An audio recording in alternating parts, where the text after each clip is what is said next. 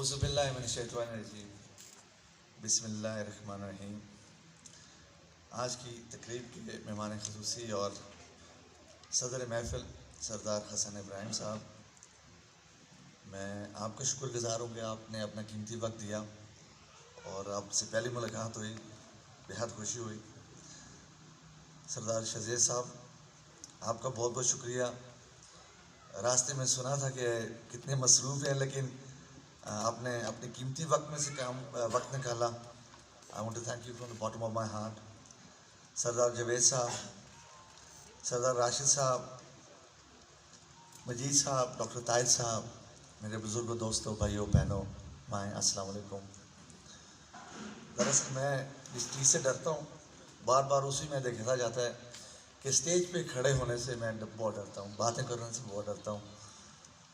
میں ایک field worker ہوں اور جب تک ہاتھ یا کپڑے گندے نہیں کرتا مجھے چین نہیں آتا۔ بہرحال اگر یہاں آ گیا ہوں تو چند باتیں میں ضرور کرنا چاہوں گا۔ پہلی بات ہے کہ میں راولہ کوٹ میں پہلی بار نہیں آیا، 10-12 سال سے آ رہا ہوں اور کوشش کرتا ہوں کہ محفلوں میں کم جاؤں۔ ہم کام دکھاوے کے لیے نہیں کرتے، ہم کرتے ہیں صرف اللہ کو راضی کرنے کے لیے، اور شاید ہماری چھوٹی سی کوشش سے اور آپ کی دعا سے وہ راضی ہو جائے گا۔ ہمارا مقصد قطعاً یہ نہیں ہے کہ کسی کو اس کی عزت اور نفس پہ متاثر کریں۔ یہ بائی تنظیم ہے۔ شہزین صاحب، لاسٹ ایئر ہم نے 22 کروڑ روپے کا رمضان میں راشن دیا تھا پورے آزاد کشمیر میں، اور اس سال ہم نے 16 کروڑ روپے کا راشن دیا پورے کشمیر میں۔ اور کسی بھی پلیٹ فارم میں راولہ کوٹ سمیت کہیں بھی آپ کو کسی شخص کی تصویر نہیں ملے گی جس کو کوٹ نے راشن دیا اور اس کے چہرے کی تصویر لی گئی ہو کہ آج اگر میری بہنیں یا میرے بھائی یا کوئی بھی یا لینے والا ہے، کل میں اور آپ بھی ہو سکتے ہیں۔ اس کی لاٹھی بڑی بے آواز ہے۔ ہمارے لیے سب سے بڑا سبق 2005 زلزلہ ہے۔ وہ میں نے ان گنہگار آنکھوں سے دیکھا کہ لکھ پتی ککھ پتی بنے اور ککھ پتی لکھ پتی بنے۔ اگر ہم نے اس قدرتی آفت سے کچھ نہیں سیکھا تو شاید کبھی نہیں سیکھیں تھے۔ جب قدرتی آفتیں آتی ہیں بہت سا نقصان ہوتا ہے، سب سے بڑا نقصان جانی نقصان ہوتا ہے، اس کا مداوع کوئی نہیں کر سکتا، اس کو ہم کمپنسیٹ نہیں کر سکتے۔ لیکن ایسی قدرتی آفتوں میں کچھ خاص باتیں بھی ہوتی ہیں، اور میں سمجھتا ہوں 2005 زلزلے کے بعد سب سے خاص بات یہ ہوئی کہ خدا نے مجھے زندگی میں دوسری بار موقع ملا پاکستان آنے میں، پہلی بار موقع ملا فلائی کام کرنے میں، اور اپنی زندگی وقف کی ہے اس راستے میں، اور کوٹ وجود میں آیا۔ اس زلزلے، اس قدرتی آفت میں جو اچھی بات ایک نکلی ہے وہ کوٹ نکلا، اور 17 سال سے ہم فیلڈ میں کام کر رہے ہیں، اور میرا مین مقصد کشمیر ہے۔ شزیر صاحب کہہ رہے تھے کہ میں مہمان ہوں، میں جہاں بھی جاتا ہوں 5 منٹ کے لیے مہمان ہوتا ہوں، پھر میں بھی میزبان ہوتا ہوں، کیونکہ میں ایک کشمیری ہوں اور کشمیر میرا ہے۔ یہ میری مائیں بہنیں بیٹھی ہوئی ہیں۔ ابھی ہم منڈول سے آ رہے ہیں، صبح 6 بجے ہم میرپور سے نکلے۔ منڈول میں آج ایک پرائمری سکول ہم نے تعمیر کیا، ایک ایسا سکول جو شاید اس پورے علاقے میں نہیں ہے، اس کو ہینڈ اوور کر کے دعا کر کے ہم یہاں ہیں۔ صبح ہم نے باغ کا ایک سکول انوگریٹ کرنا ہے۔ کل ہم نے اسلام گڑھ گرلز ہائی سکول تعمیر کیا۔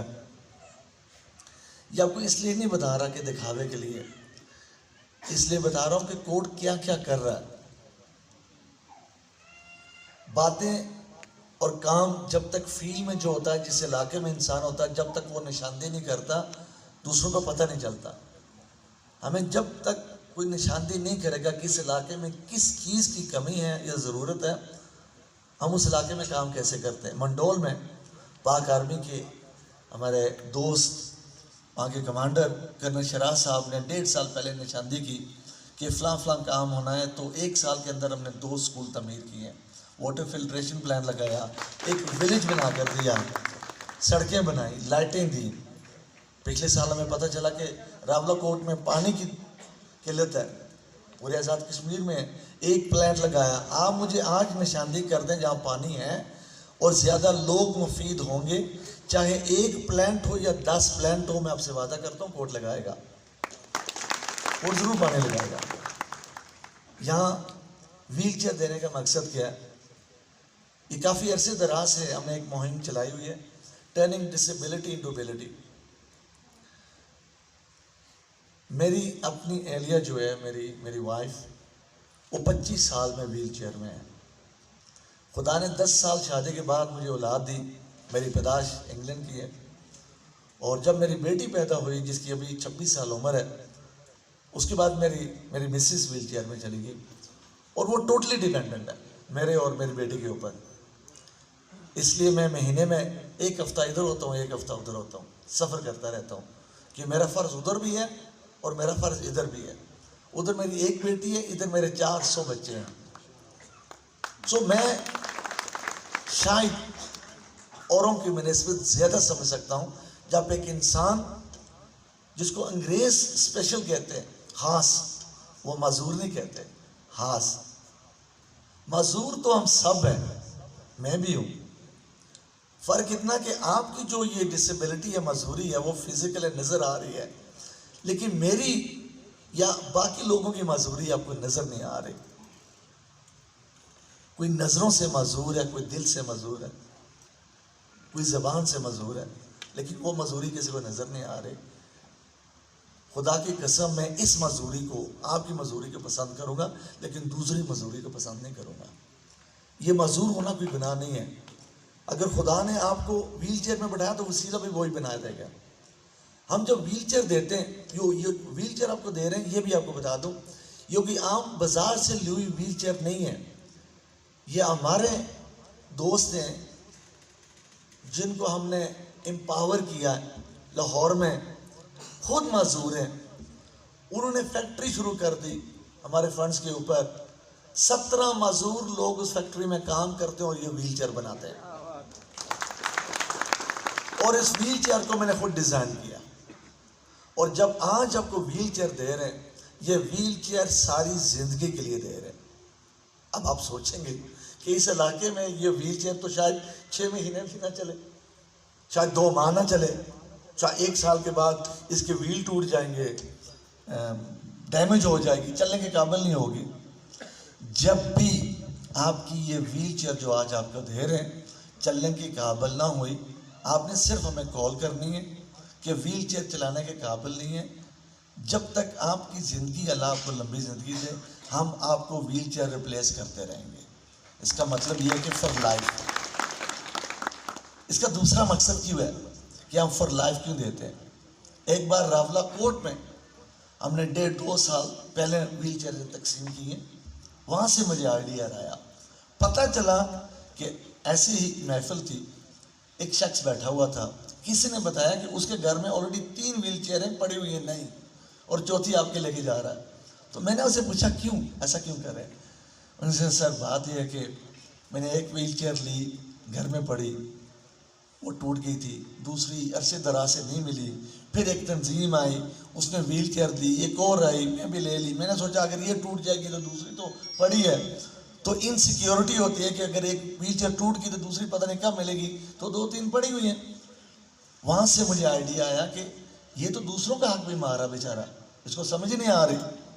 تو دوسروں کو حق نہ مارنے کی وجہ سے ہم نے یہ مہم چلا دی کہ ابھی آپ کو کسی تنظیم سے، کسی سے ویل چیئر لینے کی ضرورت نہیں ہے. آپ کی ویل چیئر جب تک آپ کی سانسیں ہیں، آپ کو ویل چیئر ہم دیتے رہیں گے. اس کے 2 مقاصد ہیں. سلائی مشین، اس کا اور کوئی مقصد نہیں ہے. اپنی ماں بہنوں کو ہنر مند کرنا. کوشش کریں گے ایک سلائی مشین، شاید آپ میں سے بہت سی ہماری بہنیں ہیں جو سلائی کر سکتی ہیں یا نہیں کر سکتی. میری گزارش ہوگی، جو میری ٹیم ہے ادھر، مجید صاحب ہیں، طاہر صاحب ہیں، اگر آپ ایک سلائی سٹچنگ سکول یہاں سٹارٹ کر دیں اور ایک ٹیچر تعینات کر دیں جس کی سیلری بھی ہم دیں گے، ہم اس کی مشینیں بھی دیں گے. 3 ماہ کا کورس یا 6 ماہ کا کورس ہوتا ہے سلائی کڑھائی کا. سیکھنے کے بعد آپ کے علاوہ جو بیٹیاں جو بہنیں سیکھیں گی، سیکھنے کے بعد ٹیسٹ ہوگا، آپ نے ٹیسٹ پاس کر لیا تو جب بھی آپ نے ٹیسٹ پاس کریں گے وہ بچیاں پاس کریں گے، ہم آپ کو مشینیں دیتے رہیں گے، ایک مشین کے ساتھ آپ کو رخصت کریں گے۔ تو یہ ہوتا ہے امپاورمنٹ، مشین دینا نہیں ہے۔ شہزاد صاحب بات کر رہے تھے کہ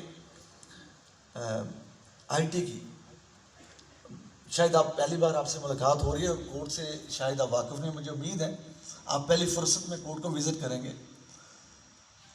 میرا مشن یہ ہے کہ برا کرنے سے نہ کرنا بہتر ہے۔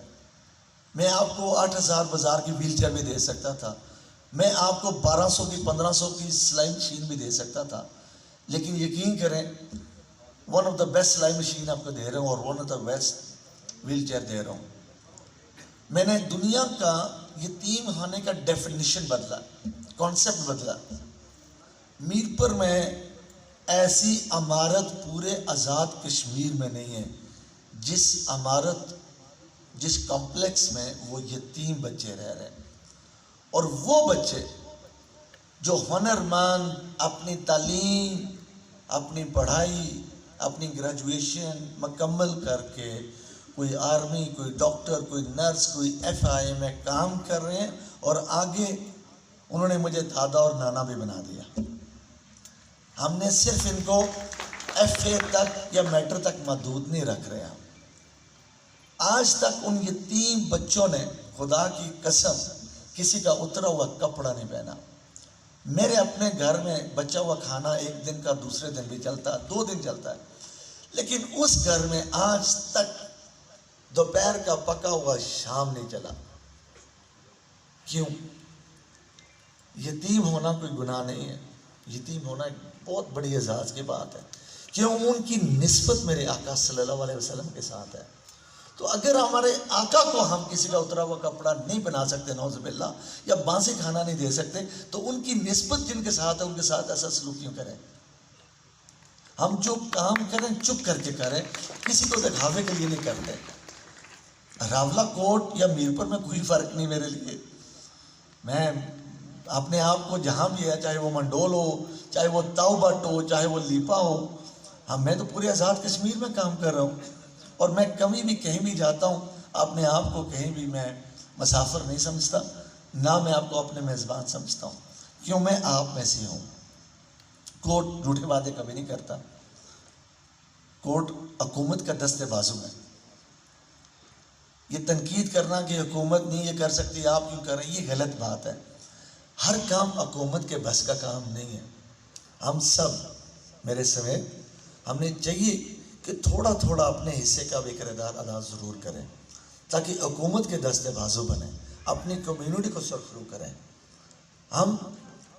میری ایک مشن اور ایک خواب ہے شہزاد صاحب، خدا کی قسم میں آپ کو بتا دوں آج، کہ میرے کشمیر میں کوئی بھی فرد مانگنے والا نہ ہو، ہر کوئی دینے والا بنے۔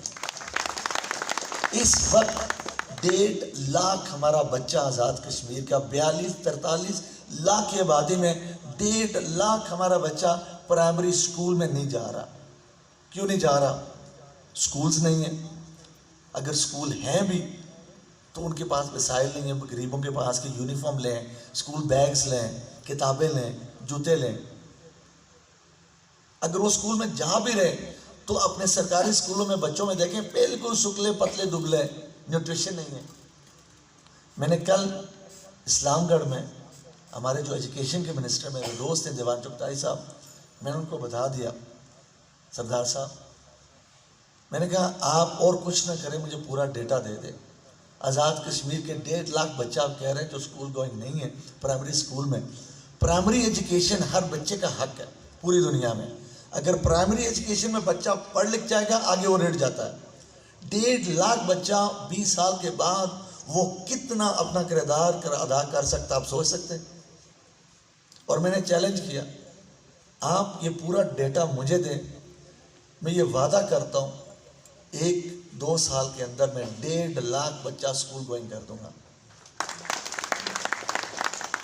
کام کوئی بھی ناممکن نہیں ہوتا، مشکل ضرور ہوتے ہیں۔ اگر آسان کام ہو تو ہر کوئی کرے، ہمیں مشکل کام کرنے کی عادت ہے۔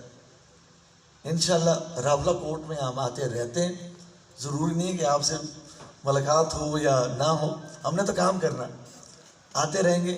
آزاد کشمیر کے ہر خطے میں ہم کام کر رہے ہیں، راولہ کوٹ میں بھی کریں گے اور کریں گے اور ضرور کریں گے انشاءاللہ۔ جہاں بھی آپ کی جو ضرورت ہے وہ ہمیں نشاندہی کریں۔ آپ کو کتنے پلانٹ چاہیے، پلانٹ وہاں لگاتے ہیں جہاں پانی ہو سب سے پہلے، اور زیادہ لوگ مفید ہوں۔ کسی چھوٹے سے گاؤں یا قصبے میں لگانے کا کوئی فائدہ نہیں ہوتا۔ اس وقت 15 لاکھ کا ایک پلانٹ لگتا ہے، 15 لاکھ روپے کا، بات 15 لاکھ کی نہیں۔ اگر اس میں زیادہ لوگ مفید ہو رہے ہیں اور آپ لوگ اس پلانٹ کی اونرشپ لیتے ہیں، اس کی مینٹننس کی، جتنے پلانٹ ہم چاہیں گے ہم لگانے کے لیے تیار ہیں انشاءاللہ۔ میں آخر پہ آپ سب کا دل کی تہ گہرائیوں سے شکر گزار ہوں۔ آنے میں تھوڑی سی تاخیر ہوئی ہے، منڈول سے ہم ادھر آئے، میں اس سے معذرت چاہتا ہوں۔ بہرحال مجھے بتایا گیا تھا شہزاد صاحب کہ 2 بجے کا ٹائم ہے، اور میں 2:03 پر یہاں انٹری ہوئی ہے میری، تو میرے مطابق میں 3 منٹ لیٹ ہوا ہوں، پھر بھی میں معذرت خواہ ہوں۔ انشاءاللہ زندگی رہی تو کسی اور پلیٹ فارم پہ راولہ کوٹ میں ملاقات ہوگی۔ بہت بہت شکریہ، السلام علیکم۔